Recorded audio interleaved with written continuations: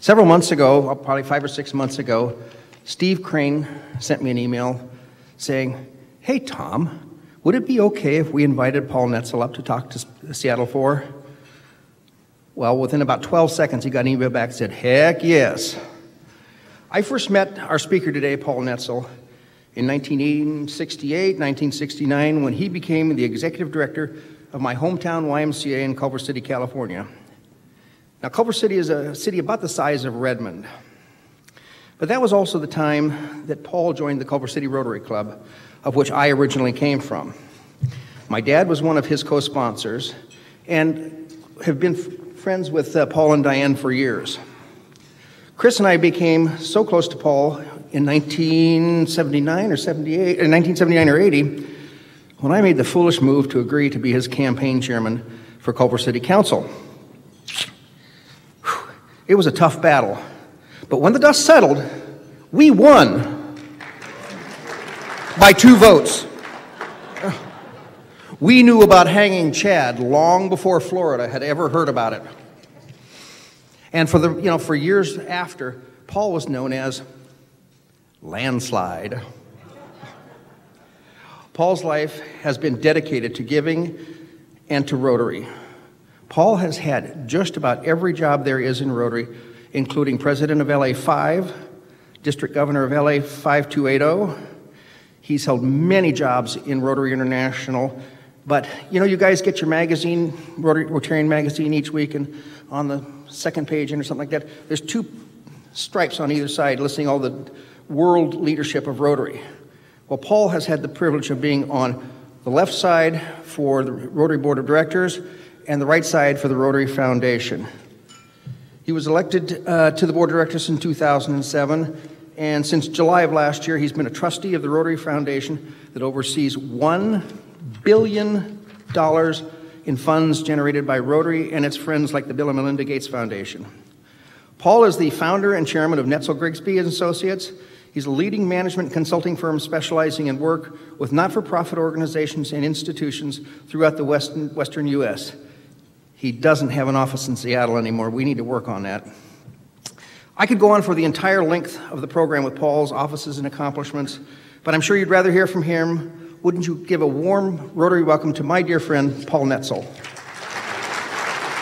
You were merciful.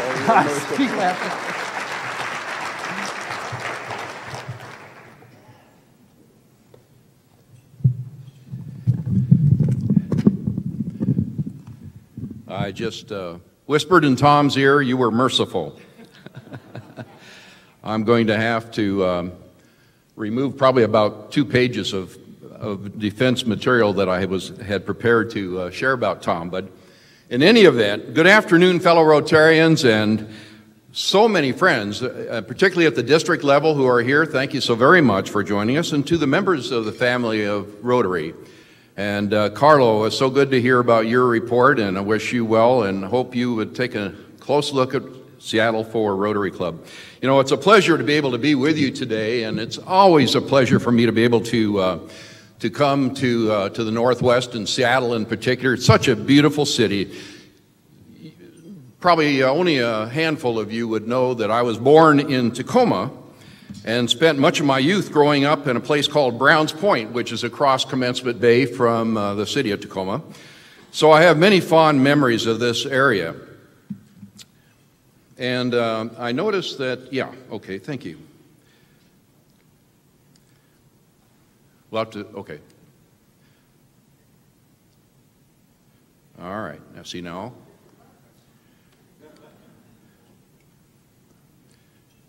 I know. He said push the button and it'll buzz in your hand. Sorry about that, folks. Take 2. I'm from Hollywood too, so I'm used to, all right.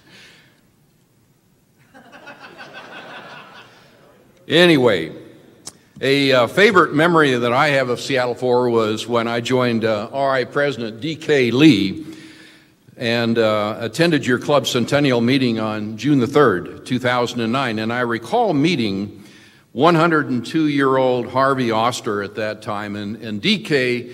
from Korea was appreciative of older people in relation to him particularly, and it was just a very enjoyable experience. And you had a tremendously entertaining program that day, and you may not know, but Los Angeles Rotary Club number 5, from which I hail, as Tom mentioned, we celebrated our centennial just a matter of a couple of weeks later. So it was really, truly a wonderful experience being up here and then going down and celebrating our centennial. And speaking of LA5, I bring the personal greetings to you from Alan Bernstein, LA5's president this year, and he is very much appreciative of the relationships and the conversations that have been going on over the last number of months between our two great clubs.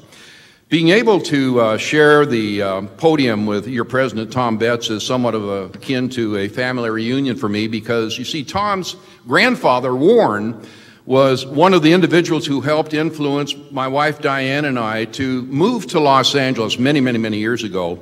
And Tom's dad, as Tom mentioned, Red, was instrumental in my joining Rotary at the age of 26. And as you know, Tom and Chris have been good family friends for well over 35 years. But my mission today is to share why Rotary is the power of one, and to provide a few updates and perspectives, particularly regarding the Rotary Foundation.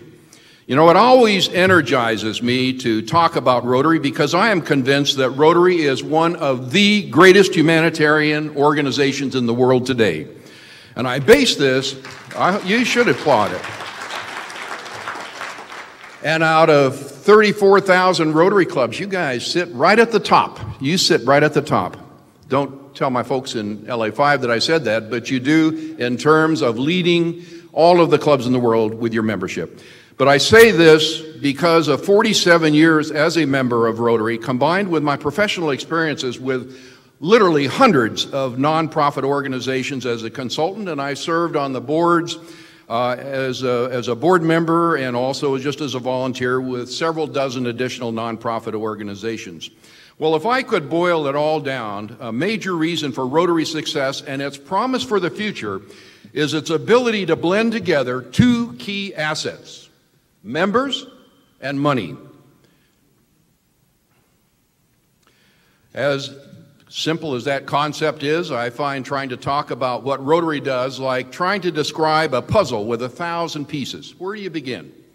So my remarks today will focus only on just a few pieces of the Rotary puzzle, mainly polio, peace, and the magic of Rotary's power of one. Let's begin with the program that is not only positioning Rotary as one of the world's preeminent NGOs, non-governmental organizations, but it will also provide Rotary with unprecedented opportunities in the future. And of course, I'm talking about Polio Plus.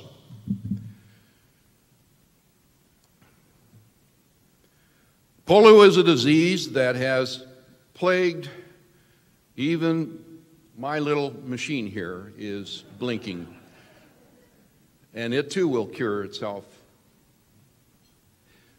Okay, so we'll play this as we go along and see how it is. But polio is a disease that has plagued humankind, as long as the screen isn't blinking there, across the centuries. And for the past 30 years, Rotary's promise has been to the children of the world to eradicate polio from the face of the earth. And as many of you know who have been paying attention, Rotary and all of us in the world, we are this close to achieving that objective. One of the strategies that has been essential to Rotary's success is its willingness to attract and successfully work with its global partners. Now let's take a look at the results over the past 30 years that Rotary has been working on this. We started out in 1988, following 3 years of fundraising to provide the dollars and the resources to launch the program. At that time, there were 125 polio endemic countries in the world and only 71 that were officially declared polio-free. And as you can see, in 1991, we had dropped down to 90 polio endemic countries. In 1994, 80. In 1997, it had dropped to 70. In 1998, 40 countries were polio endemic. And in the year 2000, only 20 were. And again in 2003, 10 were polio endemic. 2010, 5. And today, we are down to only 3 countries that are polio endemic. 193 are declared polio-free. Now let's take a look at who those countries are. Pakistan, Afghanistan, and Nigeria are the 3 that are still designated polio endemic. I checked yesterday with the World Health Organization and the Centers for Disease Control and the latest updates that they provide on a weekly basis. And as you will see, so far this year, only 23 cases total have been reported at this point in time, which is truly outstanding. 22 of those are in Pakistan, 1 in Afghanistan, and 0 in Nigeria. And the reason Nigeria is particularly significant is that they have had no reported cases of polio now since July of last year. And there will be a little bit of a quiet celebration when the first year passes, but it takes 3 years for a country to be officially declared polio-free. The box score of achievements has been astounding. First of all, 2+ billion children have been immunized. An estimated 10 million cases of polio have been prevented, and at least 1.5 million deaths have been averted. Over $11+ billion has been raised, of which $1.3 billion has been given and raised by Rotarians, some of you in this room as well. The world is on track to be declared polio-free, possibly before the end of this decade. And I want to see if we're keeping up with the slide here. I apologize, this really is going out most of the time, so if you'll forgive me if I'll have to look around just to be sure we're on the same page. But Rotary fundraising and fundraising for polio is something that must continue until the job is done. And thanks to the Gates Foundation, which you're more than abundantly up to date on what the Gates Challenge has been and how they have been working with Rotary on a close partnership basis now for a number of years, since 2007 at least. For every $1 raised by Rotarians, the Gates Foundation will match $2, up to $75 million a year through June 2018. And one of the things that would be really helpful, many of you have already given this year, many of you have given multiple times over recent years, and that's spectacular, and we can't thank you enough. But one of the things that's intangible in terms of the monetary side is for you to work with your local members of Congress and to let them know how critically important their support when the bill comes to the floor in Washington, Washington, D.C. in Congress to support the grants. We have very dependent upon the governments of the world, and the United States has pretty consistently been among the leading governments in terms of funding, as one would expect. So there are many ways that you can help on this. And how many of you have been on National Immunization Days, NIDs? A fair number of you, and that's also another great way in which you can contribute. One of the greatest challenges that we face currently in completing the job of eradicating polio, of course, has been the Taliban attacks on those attempting to immunize children in Pakistan. And this has really been worrisome because we've had close to 60 deaths. Fortunately, I guess in this sense, no Rotarians that we are aware of have been caught up in that particular aspect of the tragedies. But the reality is we are very dependent upon the government of Pakistan and the lobbying that Rotarians and other officials are working with the government to ensure that they guarantee the safety of our immunizers. But we do, and the World Health Organization has stated several times, they really feel very optimistic that we're moving in a very positive direction. Now, this reality underscores just how so many areas of our world seem to be upside down these days. And in fact, in my travels, I hear Rotarians frequently ask, well, what can we do to help make our world more peaceful? And to me, this is where Rotary can and is making a difference. The very idea of peace is part of Rotary's DNA, and it has been one of Rotary's highest priorities since well before World War I, as a matter of fact.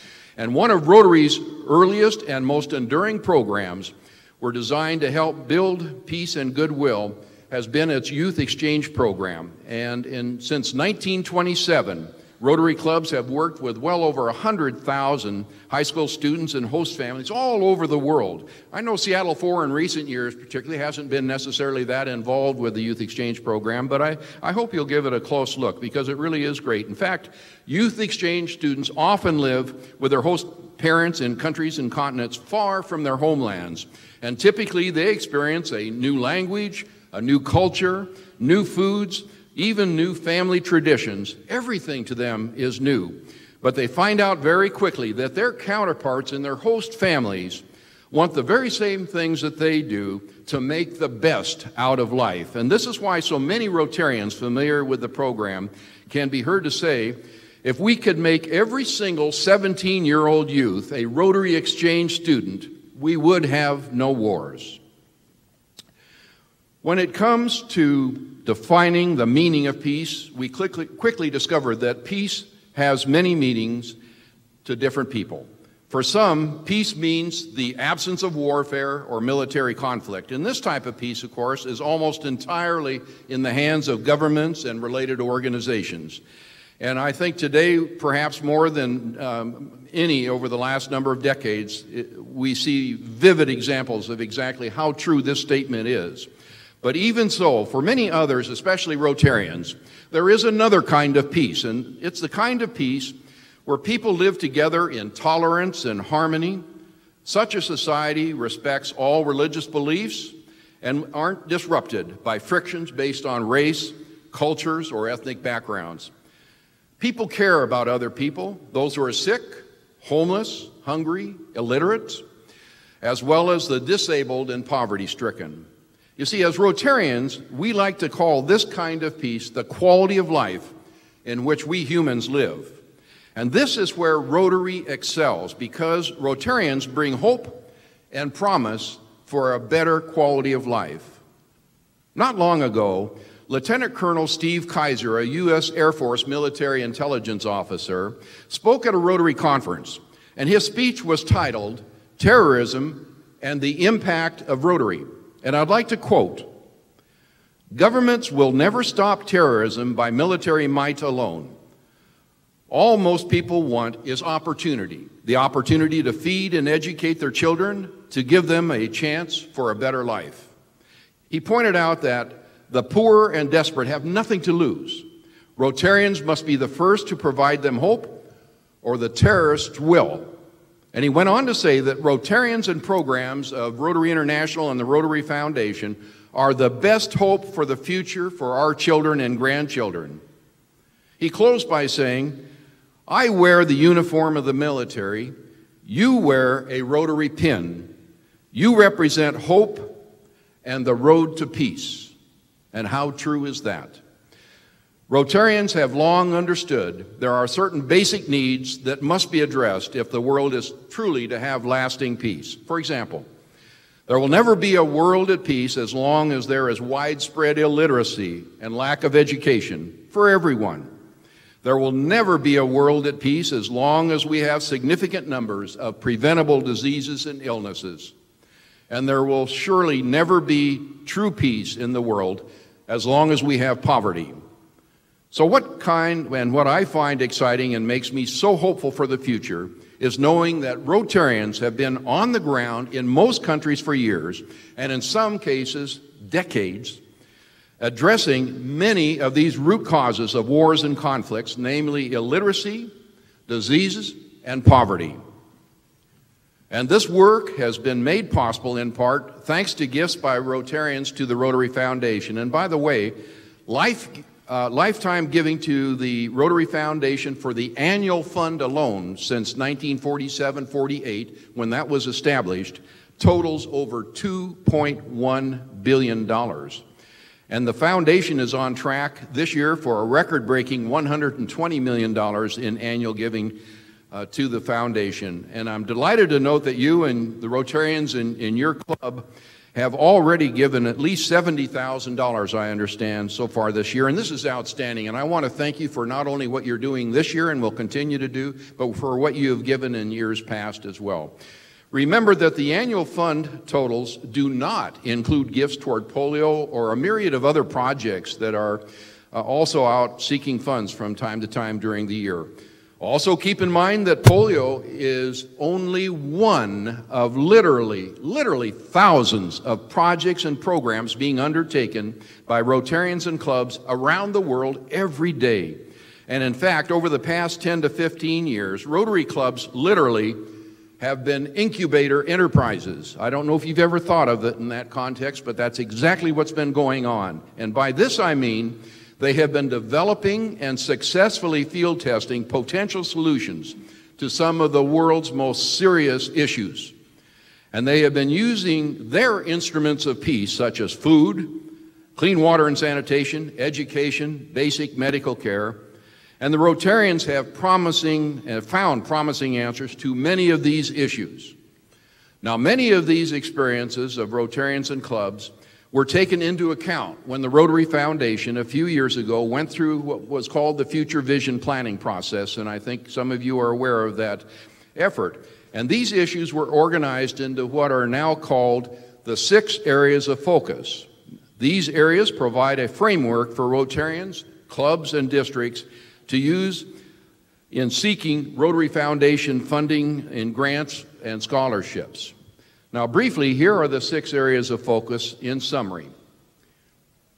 Fighting disease, saving mothers and children, growing local economies, supporting education, providing clean water,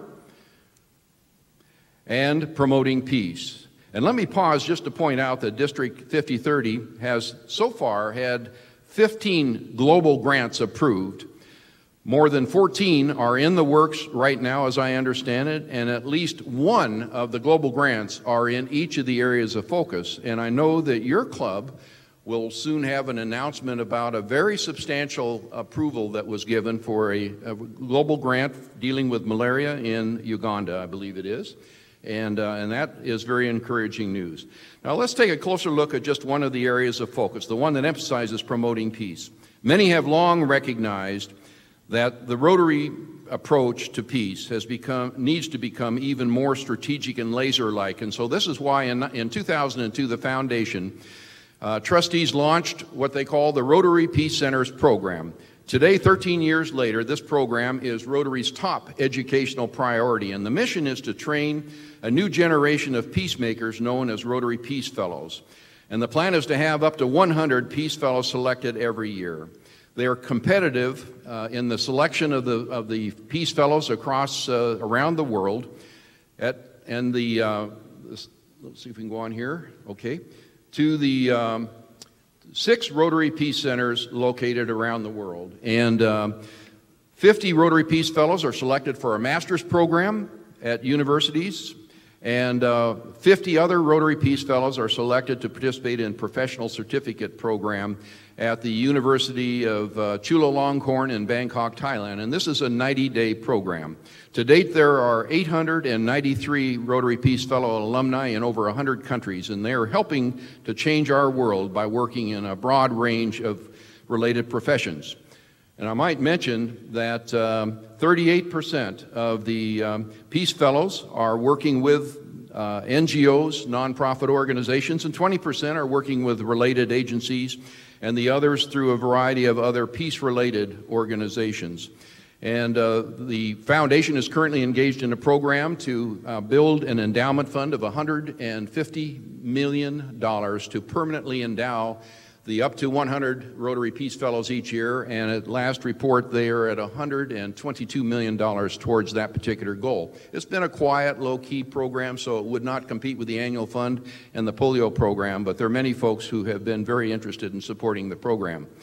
Over the years, the one thing that has most impressed me and at times amazed me about Rotary is how it is a model of people with incredibly diverse backgrounds working together to achieve common goals. You see, Rotarians have differences of philosophy, religion, language, customs, and political orientation, as we know. And yet, even with all of these differences, Rotary has created a global organization of like-minded individuals who are committed to friendship, integrity, goodwill, and volunteer service. And all of these values can lead to peace and a better world.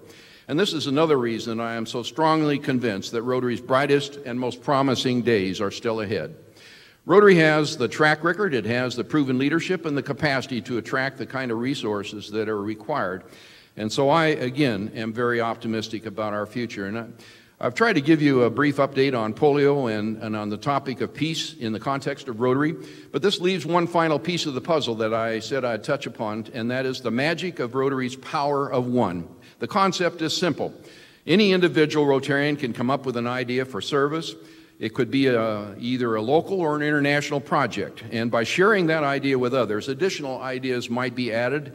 And then you mix in a little bit of funding from the Rotary Foundation, and the next thing you know, you have a Rotary project. And this is an example of Rotary's power of one in action. And your club has so many different projects that you've been engaged in, you're engaged in now and have been over the years. Every single one of those started with somebody's idea. Well, I've covered a lot of ground, and yet I have only just touched on a couple of the pieces of the Rotary Foundation. But I want to conclude with a story that I think sums up many of the key ideas that I've tried to provide some exposure for you to consider. And that is about, let's see here if we can go back, okay. This goes back a few years. You may remember a massive earthquake followed by the devastating tsunami in the Southeast Asian area. Now, Nepal had a 7.8 magnitude earthquake. Well, the earthquake that triggered the tsunami in Southeast Asia a few years back was 9.1 to 9.3. They never could actually come up with the final count on that. An estimated 230,000 people died, 65,000 in Sri Lanka alone. Within a matter of hours, then RI Foundation trustee Ravi Ravindan, now he is Rotary International President, and beginning July the 1st he'll be President, picked up the phone, and let me just show you one other slide here on the devastation, and it was really quite dramatic. He called a few Sri Lankan Rotarians, and he said, we need to do something to help.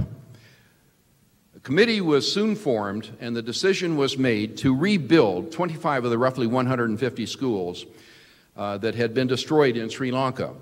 Literally all 59 Rotary clubs in Sri Lanka took part, and over $12.5 million was raised. And some funding was contributed by the Rotary Foundation, which means this is your story as much as it is mine. In February of that year, Diane and I were scheduled to fly to a Rotary conference in Chennai, India. And is Dave Owens here, by the way, World Vision? Dave Owens, okay, he's a member of your club. This is really as much part of World Vision story too, because they were an integral part of this whole project. A few weeks before our departure, the phone rang at our home, and a voice said, "This is Ravi, I'm calling from Colombo." And he invited Diane and me to stop off to help him dedicate school number 16 out of 23 in the eastern provincial city named Batticaloa. When we landed in Colombo, we were met by 17 Rotary leaders. Most were Sri Lankan club presidents, past district governors, and a trustee of the Rotary Foundation, Carolyn Jones, whom some of you have met. We proceeded to board 2 minibuses and began a 19-hour trip to Batticaloa. And Batticaloa was in an area that was largely under the control of the Tamil rebels at that time, and the rebels had been engaged in armed conflict with the government for over 25 years. And you'll notice the arrow on the Rotary Aid sign on the front of the minibus, and you see Ravi had actually arranged somehow through the Tamil rebel network to allow for a safe trip into the Batticaloa area, and they said to be in by 11:30 and out by 3 p.m. and to keep the displayed banner on the vehicle at all times. So during the last 5 hours into Batticaloa, our drivers navigated potholes, some of which had been caused by landmines. And every 150 to 200 yards, we passed government soldiers armed with AK-47s. And every 30 minutes, we were stopped at checkpoints to be sure no one had gotten on or off the bus between the last checkpoint. Of course, on a trip of this length, Rotarians like to have a lot of fun, just like you do at your district conference. And so we had a lot of fun enjoying stories and experiences and so forth. But most importantly, we did turn to some serious business. And one of the things that we discovered among the 9 Rotarians aboard our bus, including 2 women, we represented 5 of the world's major religions. And we paused just for a moment and realized what an absolutely remarkable situation that was in this kind of a setting, a microcosm of Rotary worldwide. We had 3 Christians, 1 Jew, 2 Hindu, 2 Muslim, and 1 Buddhist. We arrived at our destination at 11:30 that morning, and we were welcomed by about 400 students, parents, teachers, Rotarians, and local dignitaries. And we later learned that 88 other students had perished in the tsunami, and another 76 had been orphaned. A student band greeted us and led us to a parade area where we were able to assemble, and at that point we dedicated and unveiled a statue celebrating the reawakening of this school. We then marched into a large hall that doubled as a dormitory, and we saw 88 of the children line up in the front of the hall with 88 candles, one for each of the school's children who had perished in the tsunami. The candles lit up the entire stage, and before we knew it, 24 children appeared dancing and singing and helped to celebrate the dedication. And during the program, Diane and I were seated in the front row, and we watched as the candles, one by one, began to flicker out. This was troubling to us because we knew what each candle represented, one of the students who had perished. Finally, there were only 2 candles remaining lit. And for the next hour, we both expected they too would be extinguished at any moment. But it didn't happen. They continued to shine bright. And it was then that I realized that this was one of those magical moments in Rotary, what we call a Rotary moment, and that I would need to share this experience with as many Rotarians and friends of Rotary as we can in our travels that were to follow. You see, I believe those 2 remaining candles were a reminder to each of us that it is your responsibility and mine to never let the flame of Rotary and all of its hope and promise be extinguished. Thank you, thank you, thank you from each of these boys who represent the children of the world that we're helping with polio, and we're helping with so many other great projects and causes that we work on around the year. I want to thank you for your continuing support of the Rotary Foundation and for all that you do for Rotary. You truly are leaders in the world, and you have stepped up to the plate, and you continue to do this. And I just, again, can't thank you enough from the bottom of my heart for all that you are doing. Thank you again.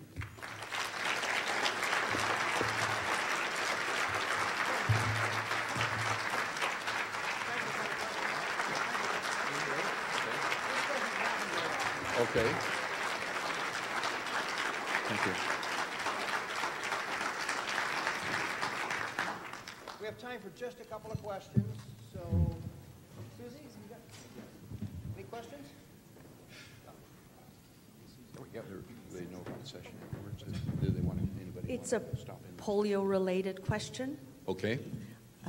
There's a gentleman, Richard Toms, and he has founded a nonprofit called Limbs for You, and he works in Sierra Leone. And at our last meeting, he mentioned incidents of polio in Sierra Leone. I was just wondering if you have an up-to-date information on that, because I did not see Sierra Leone listed on your slide. Thank you. Yes. Yes, you know, one of the things that does occur, and every once in a while the media will pick this up because they don't really understand the nuances on it, but the answer is yes, we've had somebody travel very often from Pakistan, is more recently. It used to be Nigeria or other countries, and they will actually cause a case of polio, or they may themselves actually be designated as having polio at that particular point. It's imported is what happens. The CDC, the Centers for Disease Control, and UNICEF and the World Health Organization, all working together on this, are doing a constant job of surveillance. And the technology on this, I might mention, is absolutely amazing. It was just about 12 months ago, it was about 15 months ago, we had a report of 123 cases in Somalia, I believe it was. And the technology now is the CDC can go in and actually do an analysis of the DNA of the polio virus, and they can actually track it back. They know where in Pakistan and the general neighborhood where it came from. It is absolutely amazing. So what was determined was that it came from one traveler who went to Somalia from Pakistan, and as a result, there were 123 cases of polio. And this kind of thing only reinforces that we are only one airplane ride away in the United States or any place in the world where polio can reoccur. And the world is not safe from polio until the job is done. And there are some folks that are saying, well, we've worked at it, we just, we gave it our best shot, and let's just try to see if we can hold the level at this level and so forth. Number one, we can't afford to do it. Number two, it would break our promise to the kids of the world. Number three, we are on track, and we will, very likely by 2018, 2019, according to the World Health Organization, their analysis. They have an end game, they're working it, and you will probably hear from time to time of an additional outbreak, not an outbreak, but an occurrence, reported case of polio in some other countries, particularly in Africa. But let me tell you, right now, we are moving in the right direction. Pakistan is the whole ball game at this moment, and I'm very encouraged by what I am hearing about going on in Pakistan right now. So, okay. Let's have another big hand for Paul.